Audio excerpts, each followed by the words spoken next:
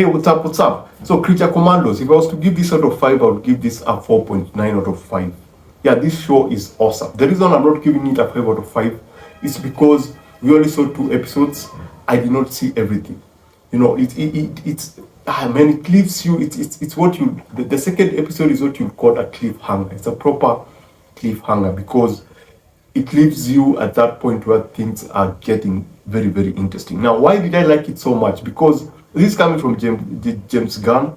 Other talents like Jim Louis and Sam Register are also involved. And if you know these two, that they have always been heavily involved in the DC comic universe. And so seeing their names there, I was pretty excited. And now that this is a show and they were in one way or the other involved, plus James Gunn, I thought that the expectations was like super high, but they were able to actually beat that and go beyond that because this is a fantastic show. Yeah, it's very, very, very. Those 2 episodes are so entertaining.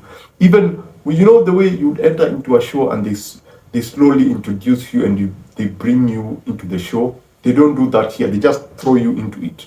You know, and if you're trying to figure out the nature of the show and what it might be about, I want you to think of the first Suicide movie. This is an extension of that because it follows up from the events of that particular movie, the consequences of that into this because you have characters who are from that particular movie and they are referenced. So it uses that exact formula whereby it's like Suicide Squad but with monsters. So this is called Creature Commandos because right now they don't want to use humans because of whatever happened in the events of Suicide Squad, the Suicide Squad. So it's very, very entertaining. I was surprised by how much personalities the monsters are given. I mean, these guys are given so much personality and they feel like people. And episode 2 focuses a lot on the bride and obviously Frankenstein and how she was created and her becoming whoever she became. And they do not DEI her. You know, they don't do that thing of, oh, we need to push this female character because she needs to be a strong female character. There's a certain level of, a certain sense of vulnerability that she's given that took me by surprise because we're given more about her than I actually thought they were going to give her. You know, she obviously she's not going to be the heart of the show because we have so many other episodes to come. But I was just surprised at how much they made the effort to actually, you know, give her a complete sense. You know, they gave her something that would make you feel something for her and look at her differently. You actually, at a certain point, you look at her as this tragic figure, you know, like a human being. You don't look at her like she's a monster. And that elevates the character of the Frankenstein monster, Frankenstein, because now there's the male version. And because of what we are told about her, and we see some of her background, it adds more values to Frankenstein himself, because now that creates a totally different dynamic. And there's something they do with time. Let me just put it that way. In episode 2, there's something they do with time, which I thought was a very, very creative use of that idea of just different time periods and the relationship between the two. So again, with how they use editing here, it's very, very punchy. It's campy, punchy, and it does not take itself way too seriously. I mean, there are cuts, even with the end credits, there are things that they do that just make this show feel super energetic and not so much into itself. You know, the Invisible on Prime is very enjoyable. It's very long, but they've added so much depth to the show that it feels very, very serious. It doesn't feel like it's based on a comic book. It feels like it's a proper movie. There are very heavy themes. There are very epic moments. But with Creature Commandos, it feels less serious. Don't get me wrong. Some terrible things happen to some characters, but it's treated like a Saturday morning cartoon. It's punchy. It's fast-paced.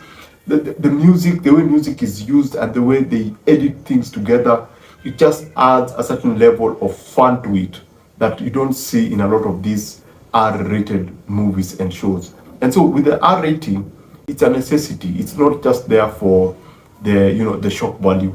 It's there to add. It's actually necessitated by some events that take place within the show. There's some very interesting characters that are introduced that I didn't see coming, because now they are hired to protect particular princess from one of those countries that have a lot of conflict. I think it's called Pokolistan or something. Yeah. And so they are brought in to actually give her security against a person for the Miskira. And then you have this other group of people called the Boys of the Miskira. Very, very interesting twist to that.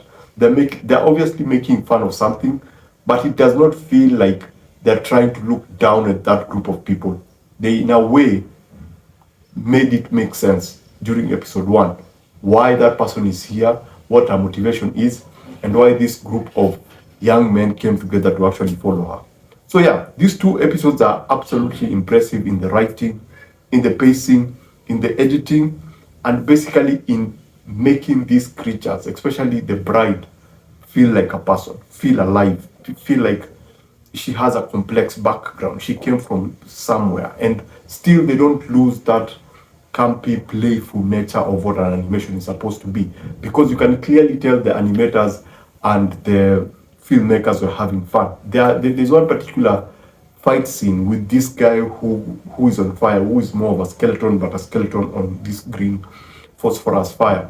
There's one particular scene that they have a very well illustrated and animated fight scene, and I was like, that's pretty awesome.